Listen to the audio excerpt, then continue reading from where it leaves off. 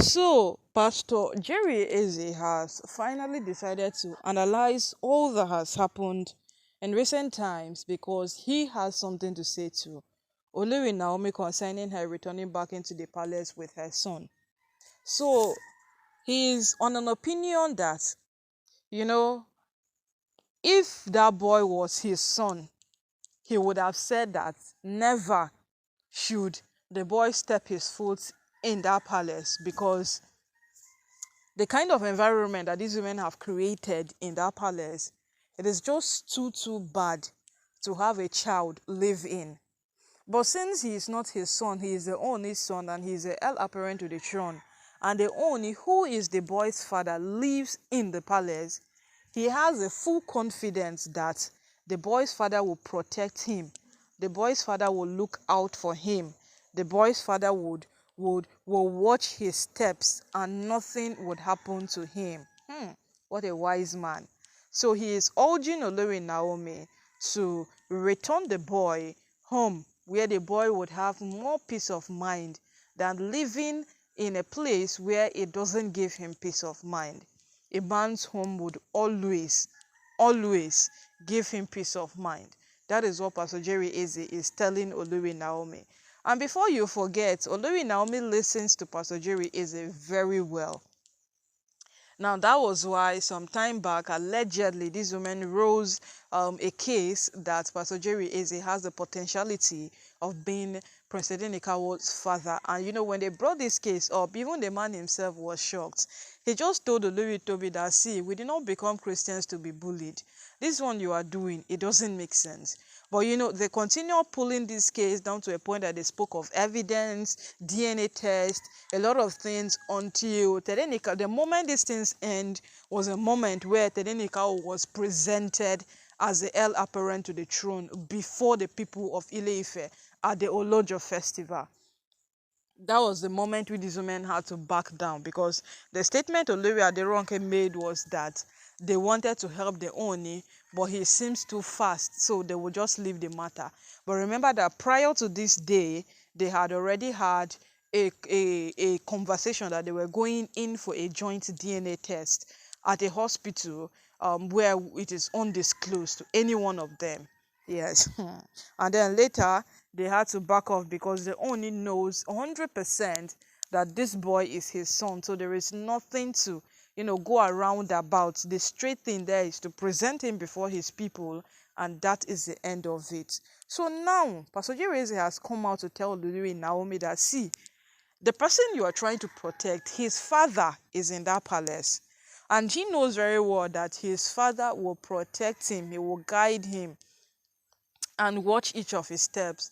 So for you to become that person that will say that no, I don't want to take this boy back to the palace because it is toxic. Become the one who would believe your husband that he would watch over your boy.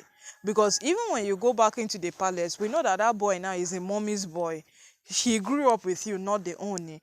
He will be more attached to you than the only. We know that. He will not leave your sight at any point. Once Tedenika is back from school, we all know that he would be next to Naomi, nothing more than that.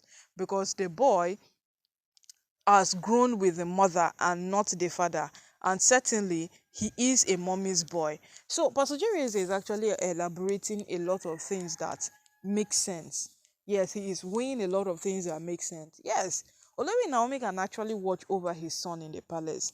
If anything is happening that seems too chaotic, or any single thing that is happening that seems like, then Enikawo doesn't have to see this thing. It's just to take him away at that moment, let him not see whatsoever it is. Because if you want to completely say that, this boy cannot go back into the palace, then that point, it doesn't make sense. Yes, and Pastor Jerry is who apparently appears to be her mentor and she listens to very well, has also come out to tell her the same thing, that take the boy back home. Yes, take him back home. And it is now left for us to hear from Naomi herself because you see these things, she holds the final say. She carried the boy in her womb for 9 months. That was why when she was leaving, she has to live with the boy because it is her son. Yes, it is her son, it is her only son. But let's say she has a bond that oversees everything, every single thing. So even when she took the boy while she was leaving, everybody could accept with her that, okay, it is your right, you have to go watch over him, you have to do this, you have to do that, and all of those things. But as we speak right now, my people, it is necessary that Olori Naomi returns back home with this boy, because this boy ought to learn a lot of things that are related to tradition. This boy ought to learn a million things that have to do with his people. And well, today people might not see it important, but the day will come that if Tedenekawa doesn't know the ways of his people, it will be a very difficult thing for him. Yeah, so Naomi knows that. Yeah, she knows the moment she agreed that yes, I was going to come back into the palace, she knows that it had to do with her son coming back to learn a lot of things that are very, very important to his existence. Because right now that boy is not just a mere human being that people look at. There is a lot to him that supersede just the Prince Tedenika, what they call him. That moment he was presented at the Olojo festival, a lot about the boy changed. Yes, so much about him changed. A lot became very, very different about him.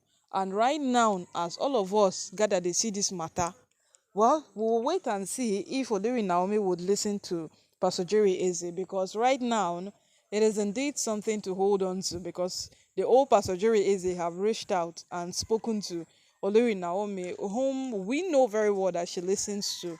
Yes, she listens to him. So we'll wait and see what will be her response. But we know very, very well how this thing is going to end.